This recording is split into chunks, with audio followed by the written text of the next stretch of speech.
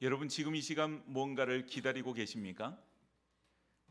기다리는 게 없는데 생각하실 분들이 있으실 겁니다. 그런데 사람들은 저마다 뭔가를 참 기다리면서 살지요. 우리 학생들이 얼마 전에 수능을 봤습니다마는 수능을 보고 나면 이제 대학에 들어가는 그 결과를 기다리게 되어지고 어딘가 뭔가 이렇게 원서를 넣게 되면 그 결과를 기다리게 되는 사람들의 모습을 봅니다. 그래서 학생들이 방학을 기다리고 또 직장인들이 연휴를 기다리고 그리고 군인들이 전역할 날을 기다립니다. 또 이처럼 추운 겨울이 되면 이제 빨리 겨울이 지나서 따뜻한 봄이 오면 좋겠다. 따뜻한 봄을 기다리게 되고 반면에 더운 여름이 되면 또 선선한 가을을 기다리기도 합니다. 농부가 추수를 기다리고요. 또 가뭄에는 또 단비를 기다리는 그런 마음이 있습니다. 집에 뭔가 이렇게 시켜 놓는 일들이 있죠. 택배로 뭔가를 주문하거나 또 배달 음식을 시키거나 그러면 그 오는 배달 음식이나 택배를 기다리기도 합니다. 드라마를 좋아하시는 분들은 늘 매일마다 있는 일일 드라마를 시간 맞춰서 기다리며 그거를 보기도 하지요. 아마 지금 이 순간에도 얼른 축도를 기다리시는 분이 있으실지 모르겠어요. 누구나 다 이렇게 기다림의 연속으로 우리가 삶을 살아갑니다. 눈을 뜨면 뭔가 삶을 살아가지만 또 어떤 것에 대한 기다림이 그 가운데 있지요. 우리가 앞에서 말했던 이런 모든 것들은 다 기간이 정해져 있어요. 뭐 한국 같은 곳에서 뭔가를 주문하고 나면 금방 내일 아침에 오기도 하고 또 며칠 내에는 오기 때문에 그걸 기다린다고 하는 것은 그렇게 길지 않은 시간입니다. 또 뭐 방학이 온다고 하는 것도 몇 월 며칠 날 방학한다. 또 저녁 날짜도 군인들이 몇 월 며칠 날 제대한다. 다 시간이 정해져 있어요. 기다림이 힘든 이유는 또 어려운 기다림은 뭔가 하면 그 기간이 정해져 있지 않은 기다림입니다. 여러분 망부석이라고 하는 말을 아십니까? 망부석이라고 하는 것은 보통 아내가 이제 남편을 기다리다가 그 자리에서 돌이 되었다. 혹은 남편이 아내를 기다리다가 거기서 죽었는데 바로 그 바위 위에서 남편을 기다리다 죽었다. 그래서 그 기다리던 바위나 또 뭐 이런 것들 전설로 내려오는 얘기긴 하지만 그것을 망부석이라 그렇게 얘기를 합니다. 그래서 기다릴 망자, 바라볼 망자를 쓰고요. 또 지아비 부자를 쓰고 남편 부죠. 그리고는 돌석자를 씁니다. 뭐 곳곳에 가면 그것에 관련된 이런 전설들이 참 많이 있어요. 가까운 곳에 그 경주와 울산 그 경계에 보면은 이제 치술령이라고 하는 그런 그 언덕이 있는데 거기에 이제 유명한 그런 대표적인 설화가 있습니다. 신라 시대의 눌치왕이라고 하는 그런 왕 시대의 신하 박재상의 아내에 대한 전설이에요.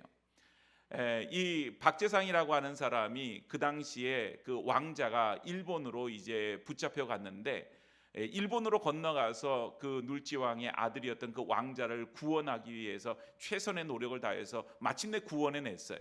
그리고는 그 왕자를 먼저 보냈는데 마침 이 박재상이 탈출을 하지 못하고 그 당시에 일본에 잡혀서는 이제 죽음을 당하게 되어집니다. 그 아내는 바로 먼 곳에서 그 령으로 올라가서 그 바위 위에서 외국을 바라보면서 그 남편이 돌아올 것을 간절히 기다려요. 그러다가 이제 그곳에서 그만 이제 돌이 되었다라고 하는 그런 그 실화가 아닌 전설적인 이야기, 그런 이야기가 지금도 전해져 내려오고 있습니다. 왜 돌이 되었을까? 다른 것도 많을 텐데 생각해 보면 이 돌이라고 하는 것은 영원히 변하지 않는 것이니까 그 아마 아내의 마음을 대변해 주고 있는 그런 것으로 돌이 되었다. 뭐 이렇게 얘기를 하는 것 같아요. 그래요, 여러분. 망부석과 같이 기약이 없는 기다림을 한다고 하는 것은 참 어렵고 힘든 일입니다. 우리의 삶에 문제가 있고 우리의 삶에 어려움이 있고 때로는 그것이 육신의 질병이 되었던 아니면 가정의 어떤 경제적인 어려움이나 문제가 되었던 무슨 삶의 문제가 되었던 이 문제가 하나님께서 은혜를 베풀어 주셔서 해결되어지기를 내 힘으로는 되지 않고 하나님이 강권적인 은혜로 해결해 주셔야 되는데 그것을 기다리고 또 기다린다고 하는 것이 너무나도 어려운 일인 거예요. 우리는 일제치하 35년을 겪었지요. 그 시대에 아마 우리 조상들은 그런 참 그 답답한 마음 속에 기다렸을 것 같아요. 언제나 이 나라가 해방되어질 건가?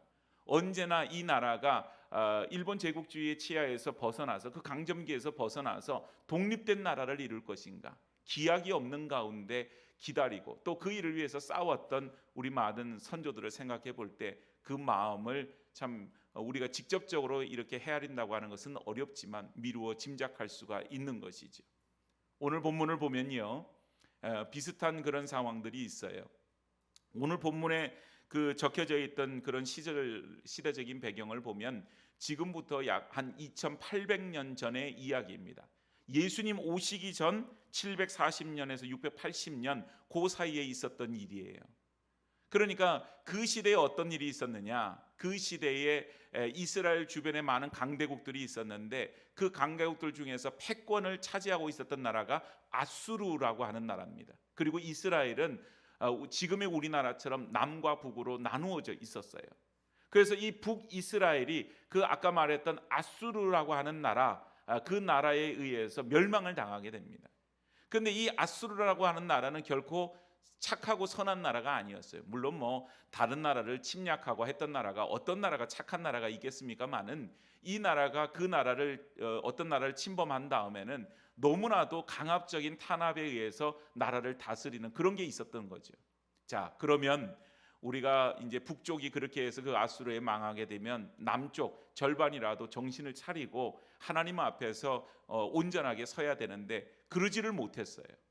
남쪽 유다는 그런 그 강대국의 탄압 속에서 오히려 하나님에 대한 믿음으로 서 있기보다는 그들이 영적으로 혼탁해지고 믿음을 바로 세우지 못한 가운데 있었다고 하는 거죠. 그래서 그들이 드리는 제사나 모든 종교적인 일들이 하나님께 온전한 기쁨이 되어지지 못하는 가운데에서 점점 하나님 앞에서 타락되고 하나님과의 관계가 멀어지는 그런 멸망의 길로 유다가 가고 있었다. 그런 가운데 하나님께서 그 일들 속에서 이사야 선지자를 보내십니다. 이사야를 통하여서 하나님 말씀을 통하여 경고하는 거예요. 그래서 여러분 그 상황에서 가만히 보면 유다 백성이 살 길이 뭔가 한번 생각을 해보면요, 유다 백성이 살 길은 국력을 튼튼히 해서 군사력을 키우는 것도 아니고 경제력을 키워나가는 것도 아니고 그 일은 할 수조차도 없는 상황이니까요. 그들에게 가장 중요한 것은 하나님 앞에서 살 길을 찾는 일이었어요. 그들의 죄를 회개하고 하나님께로 돌아가서 하나님의 은혜를 구하고 하나님의 은혜로 말미암아 그들이 하나님의 붙드심 아래에 놓여져 있는 것이 그들의 살 길이라 이렇게 볼 수가 있는 것입니다. 그래서 여러분 오늘 본문 말씀에 주님이 강림하시는 그런 이야기가 있어요. 주님이 강림하시는 것, 바로 메시아가 강림하시는 것, 그것을 이사야를 통해서 말하는데 이사야서 곳곳을 보면요, 예수님에 대한 얘기가 참 많이 나와요. 바로 메시아가 오실 것인데 다윗의 후손으로 오실 것이다. 그 메시아가 와서 하셔야 되는 일들, 또 53장에 보면 특별히 그 메시아께서 우리 때문에 우리를 위하여 질고를 당하시고 채찍에 맞고 그래서 그가 징계를 받고 채찍에 맞음으로 우리는 나음과 구원을 얻게 된 것을 그렇게 선포하고 있는 메시아 53장의 말씀을 보게 되어집니다. 오늘 본문에서도 주님의 강림이 기록되어져 있지요. 1절에 보니까 하늘을 가르고 강림하신다 그랬어요. 2절에는 불이 섭을 사르며 불이 물을 끓임 같게 그렇게 하셨다. 또 3절에는 산들이 주 앞에서 진동하여 싸우니, 이런 말로 주님의 강림을 말씀하고 있어요. 하나같이 보면 주님의 강림은 대단히 강권적인 역사, 우리가 일반적인 어떤 그런 모습이 아닌 너무나도 우리에게는 엄청난 그런 모습으로 주님이 오십니다. 이유가 뭔가요? 바로 2절 말씀에 보면은 그 이방 나라들, 주의 원수들, 이런 사람들이 주님의 이름을 알고 그 앞에서 떨도록 하기 위해서 그렇게 오신다 말씀하세요. 사랑하는 여러분, 오늘 우리는 대림절 첫 번째 주일을 맞이하고 있습니다. 대림절은 아까 말씀드린 바와 같이 성탄을 기다리는 그런 시간이에요. 우리가 어떻게 성탄을 기다리나 이렇게 생각을 해보면 아이들은 성탄을 손꼽아서 기다리는 경우들이 있습니다. 성탄절 무렵이 되어지면 앞에 있는 것처럼 이렇게 크리스마스 추리 장식도 하고 집안에 또 장식을 하기도 하고 또 우리 어린아이들은 그때 산타클로스가 와서 선물을 준다고 그렇게 생각하며 손꼽아 기다리기도 하지요. 뭔가 알 수는 없지만 설레이는 마음을 가지고 그 일들을 기다리기도 합니다. 또 믿지 아니하는 젊은이들은 그 시간들 동안 어떻게든 연인을 만들어서 함께 정말 좋은 시간을 보내는 로맨틱한 그런 상상을 하기도 하며 기다리기도 합니다. 그래서 꼭 크리스마스가 되면 관심 중에 하나는 뭡니까? 올 크리스마스가 화이트 크리스마스냐 아니냐, 즉 눈이 오는 크리스마스가 되느냐 아니냐, 이거에 대한 관심이 있어서 뉴스에도 보도가 되곤 하지요. 부산에서는 굉장히 가능성이 희박한 일이긴 하지만요. 근데 여러분, 우리가 대림절을 맞아서 성탄을 기다린다고 하는 것은 분명히 그런 마음으로 기다리는 것은 아닌 것이죠. 그러면 우리에게 있어서 성탄은 어떤 의미이고 대림절은 어떤 의미일까요? 오늘 우리는 어떤 마음으로 이 시간들을 보내야 되고 어떤 기다림 속에서 우리 주님 오심을 기다려야만 할까요? 오늘 하나님께서는 이사야 선지자를 통하여서 오늘 우리에게 말씀하여 주십니다. 삶이 곧 기다림이어야만 한다. 오늘 우리의 삶 속에서 여러 가지로 기다리는 많은 일들이 있지만 무엇보다도 주님을 기다리는 마음으로 우리가 이 자리에 있어야 한다고 하는 사실이에요. 더군다나 주님이 우리가 주님을 기다리는 것 그 이상으로 주님이 우리를 기다리시는 것도 우리를 발견해야 될 줄로 믿습니다. 오늘 예배를 통하여서 또 이 대림절을 통하여서 기다리시는 아버지를 발견하게 되고 또한 주님의 강림을 기다리는 참된 기다림이 있는 그런 대림절과 또 기쁨으로 기다림으로 맞이하는 그런 성탄절이 되어지기를 주의 이름으로 축복합니다. 먼저 첫 번째는 보면 기다림이 없는 삶이라고 하는 것은 하나님과 멀어지게 되어지는 결과를 얻게 되지요. 오늘 본문 1절에서 3절까지 아까 말씀입니다. 원하건대 주는 하늘을 가르고 강림하시고 주 앞에서 산들이 진동하기를 불이 섭을 사르며 불이 물을 끓임 같게 하사 주의 원수들이 주의 이름을 알게 하시며 이방 나라들로 주 앞에서 떨게 하옵소서. 주께서 강림하사 우리가 생각하지 못한 두려운 일을 행하시던 그때에 산들이 주 앞에서 진동하였사오니, 오늘 주님께서 강력한 그런 모습으로 우리 가운데 오신다. 주님은 반드시 우리 가운데 강림하신다. 그것을 하나님 말씀을 통하여서 확증해 주고 있지요. 우리는 주님께서 우리 가운데 2000년 전에 오셨고 그래서 우리의 죄를 구원하여 주셨고 이제 우리는 다시 오실 주님을 기다리고 있습니다. 다시 오실 주님, 심판주로 오시는 그 주님을 기다릴 때 언제 오실지 우리가 알지 못해서 마냥 기다리는 가운데 우리의 마음이 이제는 더 이상 그것을 기다리지 않는 그런 마음으로 우리가 지금 있는 경우가 참 많이 있죠. 그런데 여러분, 오늘 주님께서는 분명히 강림하신다고 하는 사실을 성경 속에서 증거하고 있지요. 그러면 강림하실 주님을 생각하며 우리가 그 주님을 맞이하고 그 주님을 맞이하기 위해서 준비를 하고 그 기다림 속에서 온전히 주님의 은혜를 사모하는 가운데 기다려야 되는데 오늘 본문을 보니까 유다 백성이 그러지를 않아요. 4절 5절 말씀을 다시 보면 주 외에는 자기를 앙망하는 자를 위하여 이런 일을 행한 신을 옛부터 들은 자도 없고 귀로 들은 자도 없고 눈으로 본 자도 없나이다. 주께서 기쁘시게 공의를 행하는 자와 주의 길에서 주를 기억하는 자를 선대하시거늘 우리가 범죄함으로 주께서 진노하여 싸우며 이 현상이 이미 오래되어 싸우니 우리가 어찌 구원을 얻을 수 있으리까. 우리가 주님이 이렇게 요란하게 강림하시는 거 이 세상의 어떤 신에게도 그렇게 강림하시는 바를 들은 바가 없대요. 그렇게 강림하시는 이유는 모두가 다 주님 오심을 알게 하기 위해서 그렇게 요란하게 오시는데, 그래서 내가 너희에게 온다, 지금 간다, 그거를 미리 사전에 너무 많이 예고하시고 그리고 강력한 모습으로 우리에게 오시는데 사람들은 범죄하고 주님의 진노를 사고 그리고는 그 시간들이 오래되었대요. 구원받지 못하는 백성들로 하나님의 그 오심을 기다리지를 못하는 그런 모습으로 있었다고 하는 거죠. 그래서 이 말씀을 세번역 성경으로 다시 한번 살펴보면 이렇게 기록이 되어져 있어요. 이런 일은 예로부터 아무도 들어본 적이 없습니다. 이런 일이라고 하는 것은 아까 말했던 것처럼 하늘이 갈라지고 막 이게 그 섭이 막 불에 타는 것, 그리고 물이 막 끓음처럼 이렇게 산이 진동하는 그런 모습으로 주님 강림하시는 모습이에요. 이런 것들을 들어본 적이 없대요. 아무도 귀로 듣거나 눈으로 본 적이 없습니다. 주님 말고 어느 신이 자기를 기다리는 자에게 이렇게 할 수 있겠습니까? 주께서는 정의를 기쁨으로 실천하는 사람과 주님의 길을 따르는 사람과 주님을 기억하는 사람을 만나 주십니다. 그러나 주님 보십시오. 주님께서 진노하신 것은 우리가 오랫동안 죄를 지었기 때문입니다. 우리가 어찌 구원을 받겠습니까? 유다 백성들이 주님이 이렇게 오심, 그런 어떤 강림하심을 기다리지를 못하고, 그리고 끊임없이 죄악 가운데에서 끊임없이 그 죄를 짓는데 멈추지 않았다, 그 얘기를 해주고 있지요.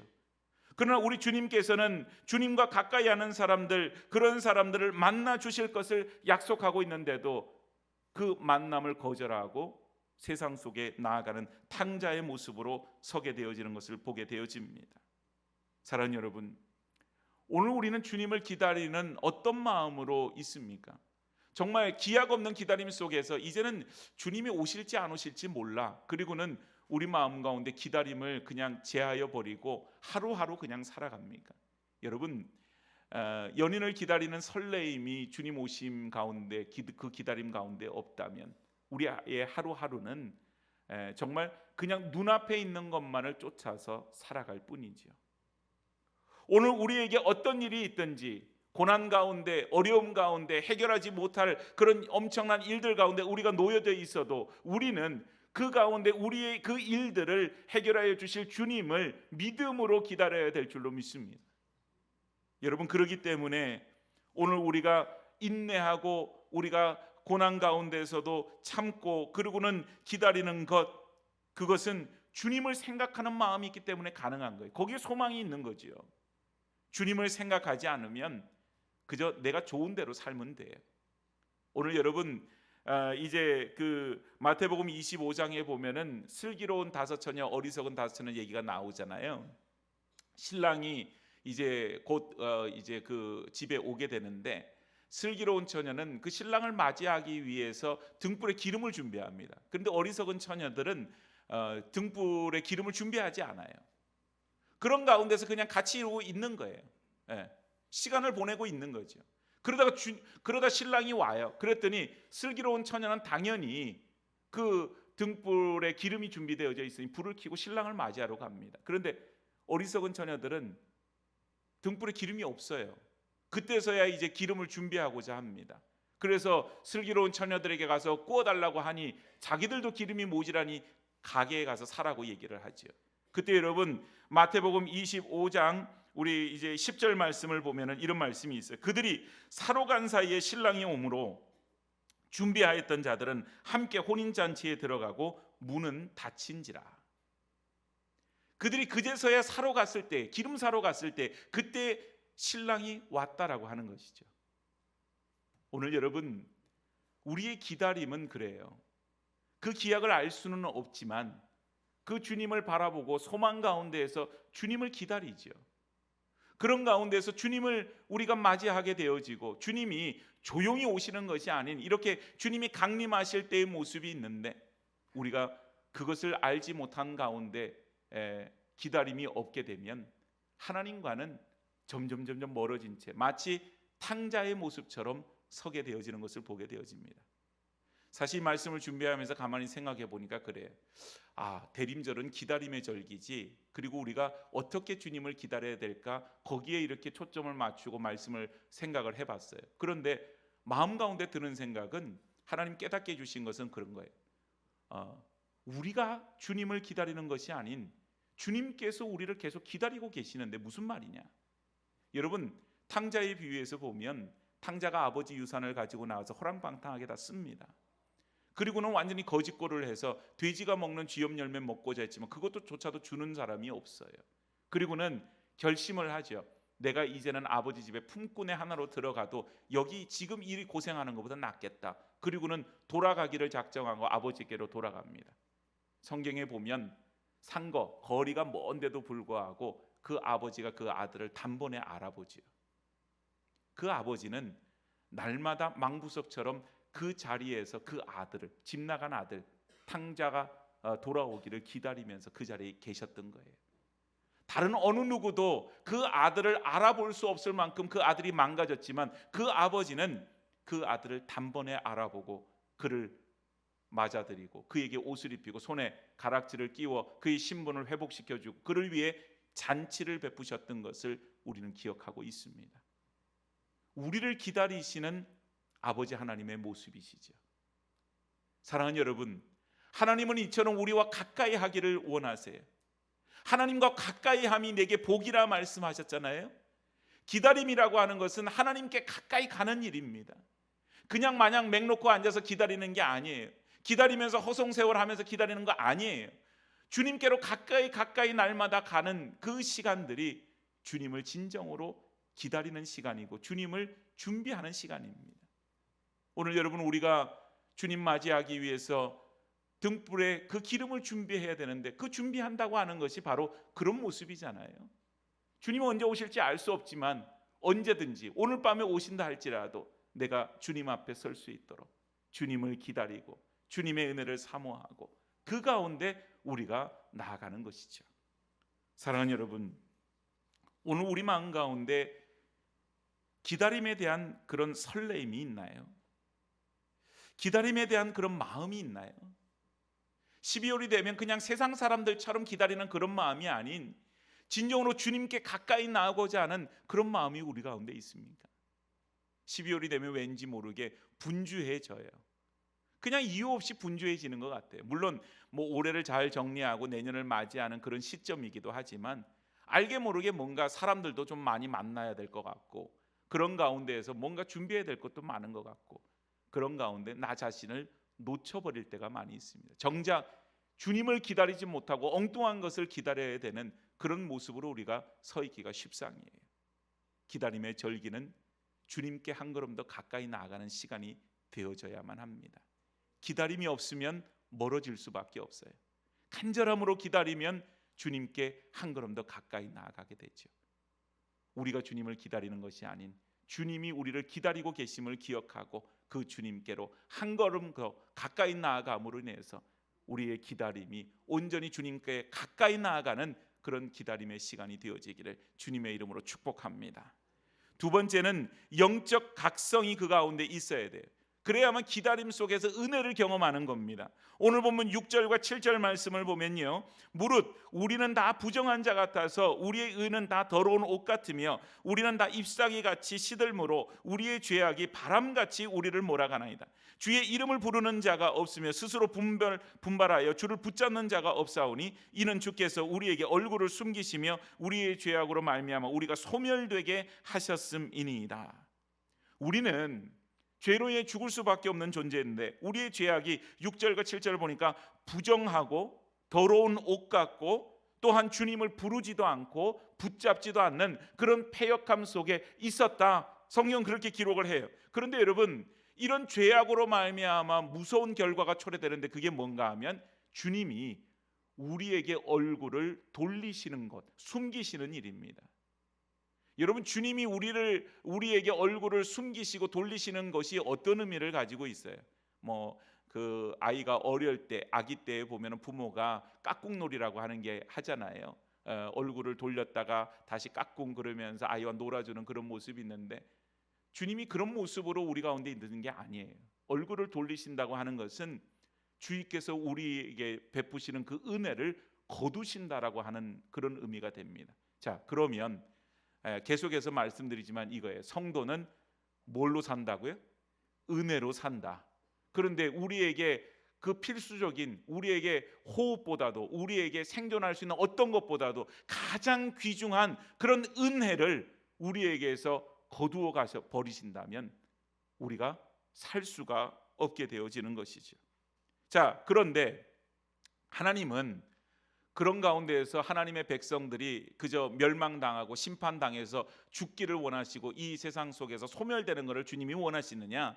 하나님이 원하시는 건 그게 아니에요. 심판하는 걸 원하는 것도 아니고 징계하는 걸 하나님 원하시는 것도 아니고 사람들이 괴로워하고 어려워하는 걸 하나님이 원하시는 바가 아니에요.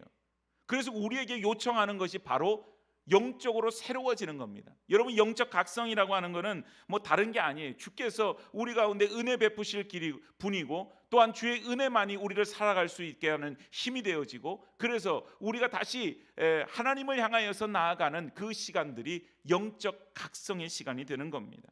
그래서 7절 말씀을 보면 주의 이름을 부르는 자가 없으며 스스로 분발하여 주를 붙잡는 자가 없다 그랬는데, 이 말씀을 거꾸로 하게 되면 영적 각성이 돼요. 다른 말로 얘기하면 주의 이름을 부르는 자가 되고 스스로 분발하여서 주님을 붙들고 의지하는 자가 되면 우리의 영적으로 각성되어지는 그런 일들이 되어진다라고 하는 것입니다.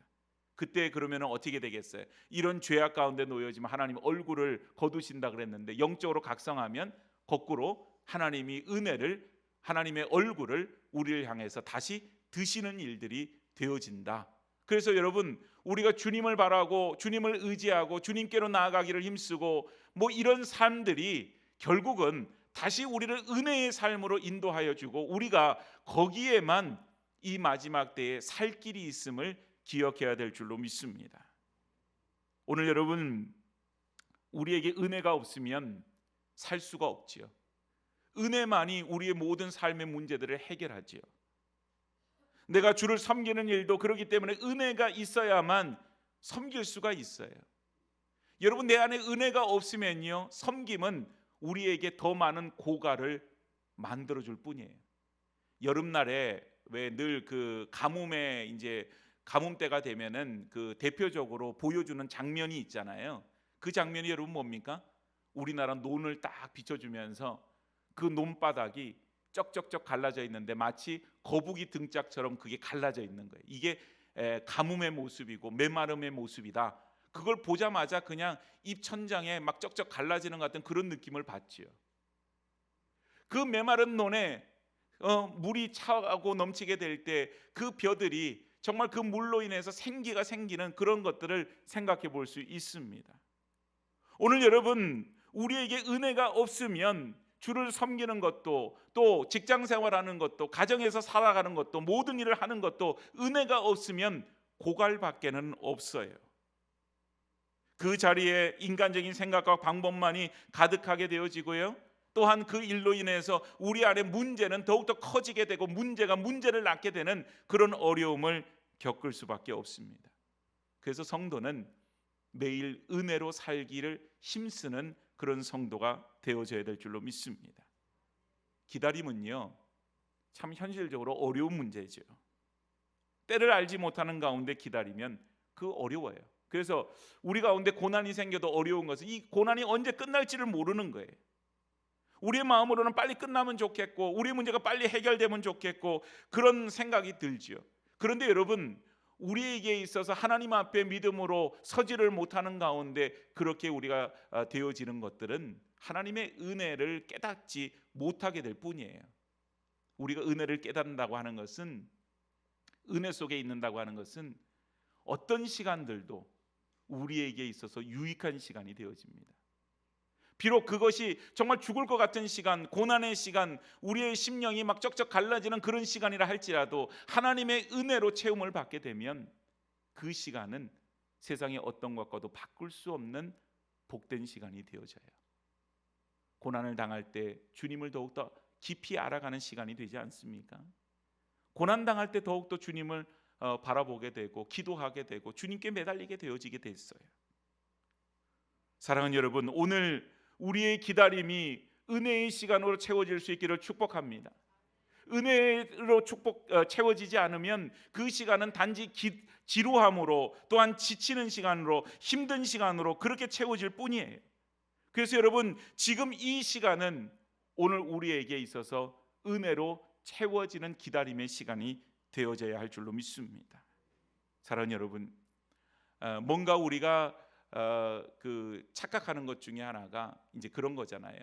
세상에 우리가 어떤 부족한 것들이 채워지게 되면 내 삶이 풍요로워질 것으로 그렇게 생각하는 거예요.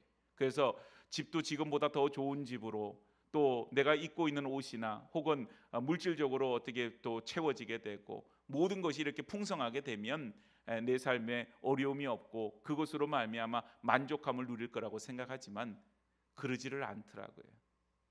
세상의 사람들이, 요즘 그 현대인들이 정신적으로 어려움을 겪는 사람들이 얼마나 많은지 모릅니다. 오늘 여러분, 저와 여러분들이 이 기다림의 시간, 대림절의 이 기간들 동안 다름이 아니고 주님을 기다리는데, 그 주님을 기다리는 가운데 주님께로 한 걸음 더 한 걸음 더 가까이 나아갈 때 주님과 함께하는 그 시간을 통하여서 받는 은혜가 우리 안에 채워져야만, 우리가 이 기다림을 통하여서 정말 축복된 시간, 은혜의 시간을 누릴 수가 있게 되어지는 겁니다. 세상에 어떤 것으로 채워진다고 해서 대신할 수 없어요. 은혜를 바꿀 수가 없어요. 오늘 주님의 백성들이 다 이 기다림의 시간을 은혜의 시간으로 채워나갈 수 있기를 다시 한번 주의 이름으로 축복합니다. 마지막 세 번째는, 기다림은 하나님의 약속이 이루어지는 시간이에요. 은혜의 시간이요, 약속이 이루어지는 시간입니다. 8절과 9절 말씀을 보면, 그러나 여호와여, 이제 주는 우리의 아버지시니이다. 우리는 진흙이요 주는 토기장이시니 우리는 다 주의 손으로 지으신 것이니이다. 여호와여, 너무 분노하지 마시오며 죄악을 영원히 기억하지 마시옵소서. 구하옵나니 보시옵소서, 보시옵소서. 우리는 다 주의 백성이니이다. 우리 인생의 주인은 하나님이시고 우리를 지으신 분이시고 우리는 그분의 소유세. 우리가 여러분 어긋난 길로 가고 죄악한 가운데 선다 할지라도 하나님은 하나님의 자녀 백성들을 쉽게 버리지 않으십니다. 우리가 다시 하나님을 찾고 하나님의 은혜 속에 들어올 때 마치 탕자를 맞아주시는 아버지처럼 우리를 다시 하나님의 백성으로 하나님의 소유 삼아주신다고 하는 사실이에요. 이 말씀이 약속의 말씀인 줄로 믿습니다. 변하지 않는 말씀이에요. 하나님은 하신 말씀을 반드시 지키시는 약속의 하나님이십니다. 오늘 여러분, 이런 약속의 성취가 성경 속에서 분명히 일어나고 있지 않습니까? 사실 이스라엘 백성들이 멸망을 당할 때 그런 걸 보면 얼마나 비참하고 어려웠는지 몰라요. 그들이 찰떡같이 믿고 있었던 성전이 불타고 성벽이 막 무너져 내리고 사람들이 곳곳에서, 젊은이들이 또 많은 사람들이 그 창칼에 짓밟히고 찔려서 죽는 그런 아주 참혹한 장면들이 놓여지게 된 겁니다. 그러면 여러분, 언젠가 되어서 이 바벨론이 멸망당하면 다시 회복될 거라고 기대했겠지만, 바벨론이 멸망당하자 이제 이스라엘은 누가 통치를 해요? 성경을 보니까 바사라고 하는 나라가 등장을 합니다. 페르시아 제국이죠. 그리고 이 페르시아 제국이 무너지고 나니까 나라가 회복된 게 아니라 그리스가 그 자리를 대신하고, 이 그리스를 대신해서 로마가 통치를 하게 되어집니다. 여러분, 그 시간들을 보니까 우리는 일제강점기 35년 경험했지만 그들이 경험한 이 시간들은 이스라엘 바벨론 멸망이 기원전 예수님 오시기 전 539년에 이루어진 일이니까 오늘 우리에게 있어서 예수님 오시는, 메시아가 오시는 이스라엘 백성들 그 기다림의 시간은 약 540년의 시간을 기다리게 된 거예요. 얼마나 긴 세월입니까? 그런데 여러분, 가만히 보세요. 다른 민족, 다른 나라 같으면 그 긴 시간들 동안 나라가 없고 민족이 말살되었으면 지구상에서 사라질 법도 한데 지금까지도 이스라엘이 존재하죠.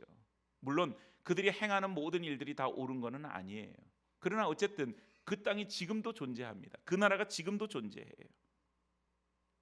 한결같이 메시아를 기다렸어요. 그 메시아를 기다릴 때 하나님께서는 약속하신 대로 메시아를 보내주셨습니다. 하나님이 하나님의 백성들을 외면하지 않으시고 그 기다리시는 하나님께서 그 백성들에게 약속한 것을 이루어 주셨어요. 사랑하는 여러분, 우리 각 개인마다 정말 기도의 제목 가운데에서 기도하고 또 기도하는데 이루어지지 않는 그런 기도의 제목들이 있죠. 더디 이루어진다고 생각하는 일들이 있죠. 개인뿐만 아니라 교회적으로도 마찬가지죠. 아마도 오랫동안 우리 교육관 건축을 위해서 정말 교우들이 눈물로 기도하면서 그렇게 왔을 것입니다. 코로나 이유도 있었지만 도대체 이 일이 왜 안 되는 거지? 이해할 수 없는 가운데서 시간들이 흘렀어요. 그런 가운데 여러 가지 어려움들도 많이 있었을 것입니다. 하나님이 기도하는 가운데 그 길을 열어주셨어요. 아직까지 다 완성되지 않았지만 지금까지 하나님께서 이끄시고 지금까지 이렇게 하나님께서 역사하여 주시고 계십니다. 사랑하는 여러분, 그 기다림의 시간은 참 어렵고 쉽지 않은 시간이에요. 사무실에 앉아 있으면 이런저런 공사하는 소음들이 크게 들릴 때가 있습니다. 쿵쾅거리고 뭘 이렇게 드릴 같은 거로 막 뚫고 이런 그걸 할 때 앉아 있기가 참 괴로울 정도로 그런 소음이 발생할 때도 있지요. 그래서 마음으로는 그래요. 분명히 이 일이 하나님의 은혜인 줄 알면서도 아유, 공사 빨리 끝나야 되면 좋겠다. 언제 끝날까? 그러면 좀 좋을 텐데. 여러분, 그럼에도 불구하고 또 한편으로 이런 마음도 들어요. 엘리베이터가 만들어지고 그 문짝이 달리고 이제 뭐 올 연말이 되면은 그거 준공 받아서 이렇게 쓸 수 있다 그러는데, 아마도 뭐 이렇게 정확하지는 않지만 이제 때가 되면은 그거를 이제 사용해서 친교실 내려가겠죠. 아직까지 친교실 다 리모델링이 안 돼도. 그래도 지금 어르신들이 그러잖아요. 식사하고 가세요 그러면 저에게 아이고 다리가 아파서요. 그리고 못 내려가시는 분들도 있어요. 근데 그분들이 편안하게 엘리베이터 타고 내려가서 식사하시는 모습을 상상만 해도 막 마음이 벅차오르는 거예요. 우리 교우들이 맨날 이 좁은 문 옆에 쪽문으로 왔다 갔다 하다가 뒤에 넓은 문으로 교회를 왔다 갔다 하고, 또 우리 아이들이 그 정말 누추한 곳에서 예배드리다가 잘 시설된 곳에서 그렇게 예배드리는 그 모습 상상만 해도 마음이 벅차오르고 기쁨이 생기죠. 여러분, 우리의 기다림은 그래요. 하나님께서 우리의 삶을 통하여서, 우리의 시간들을 통하여서 이루어 주실 일들을 우리는 기다립니다. 막연한 기다림이 아닌 하나님에 대한 믿음과 확신을 가지고 그 일들을 기다립니다. 믿음의 일뿐만 아니라 우리의 삶의 일들 속에서도 우리의 삶이 기다림으로 채워지게 된다고 하는 사실이에요. 오늘도 그 일을 기다립니다. 내일도 우리는 그 일들을 기다립니다. 매일매일 이 시간들을 통하여서 하나님께서 우리 가운데 기다리시고 우리 가운데 역사하실 것을 우리는 순간순간 기다립니다. 그게 바로 기다림의 시간들이죠. 오늘 여러분, 우리는 주님을 믿는 믿음으로 이 시간들을 기다려야만 합니다. 내 삶의 문제도 하나님께서 때가 되시면 분명히 해결하여 주실 것을 믿고, 하나님께서 이 모든 일들을 이루실 것을 믿고 우리가 믿음으로 기다리는 것, 그거 이상의 기다림의 가치가 없지요. 요게벳의 노래라고 하는 그 찬양이 있어요. 이거를 쓴 사람이 이제 염평안이라고 하는 그런 분이 작사 작곡을 했는데, 이분이 또 다른 곡을 썼는데 그 제목이 뭐냐면 삶은 기다림이어서라고 하는 그런 곡을 썼어요. 그 가사의 일부를 제가 보니까 이렇게 되어져 있습니다. 삶은 기다림이어서 이해할 수 없는 수많은 순간들, 주의 뜻을 묻고 기다리는 게 나 걸어갈 길이라서. 삶은 기다림이어서 주를 바라고 기다리는 게 내 삶의 이유라. 이 길을 걸어가네. 주 오실 그날을 기대하며 이 길을 따라 걸어가네. 그래요.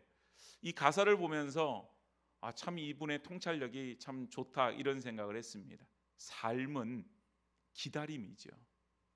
우리가 매일매일의 삶 속에서 주님을 기다리고 주님이 하실 일들을 기다리고, 그 기다림 속에서 우리는 좌절하고 낙심하지 않고 우리가 나락으로 떨어져서 정말 탕자와 같은 삶을 살지 않고 오직 그 기다림 속에서 우리가 하루하루 살아가게 되죠. 그것은 분명 하나님의 은혜인 줄로 믿습니다. 하나님의 은혜가 우리로 하여금 버티게 하고 우리 가운데 이기게 하고 그렇게 해주시는 것이죠. 사랑하는 여러분, 기다림은 힘들어요. 기다림은 때로는 지쳐요.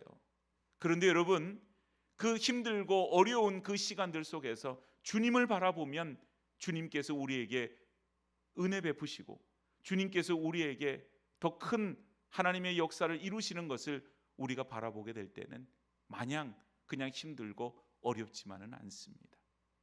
우리의 기다림, 삶은 기다림입니다. 그러나 무의미한 기다림이 아닌 우리를 기다리시는 하나님, 우리에게 은혜 베푸시기를 원하시는 하나님, 하나님의 역사를 이루시는 그 하나님께서 우리를 기다리고 계시고 우리가 그 앞으로 나아가게 될 때 이 기다림은 허송세월하는 것도 또한 우리에게 그저 지치고 힘들고 고난의 시간들이 아닌 기쁨과 은혜의 시간으로 주님을 기다리고 주님을 만나고 그 속에서 우리의 참 처져 있고 우리가 이게 지금 힘들어 있던 우리의 영혼이 회복되어지는 그런 시간들로 분명히 만들어지게 되어질 줄로 믿습니다. 이 대림절의 첫 번째 주일을 맞습니다. 기다림의 시간, 대림절 기간이 주님의 은혜를 기다리는 그런 귀한 절기요, 또 주님을 만나는 절기요, 주님의 은혜를 기다릴 뿐만 아니라 경험하는 귀한 시간들이 되어지기를 주님의 이름으로 축복합니다.